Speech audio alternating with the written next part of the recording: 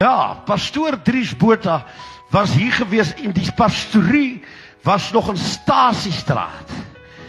As ek reg is, die pastorie was in Stasiestraat en ek voel bevoorreg om te kan staan wat hy ou man gestaan het.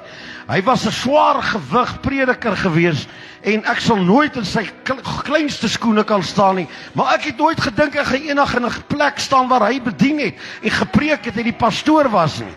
Nou ek weet nie of daar nog mense is wat weet nie, maar hy was 'n moeilike man. Hy was nie 'n maklike mens nie. Waar's oom Jaapie?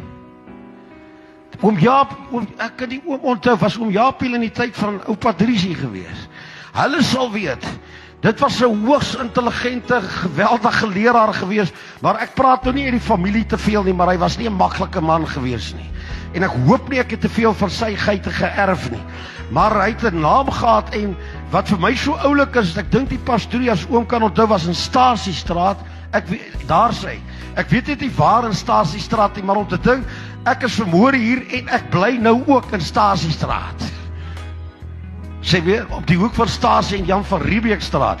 So oupa Dries, as jy my nou hoor, voel goed oor jou kleinseun. Ons hou die fakkels hoog.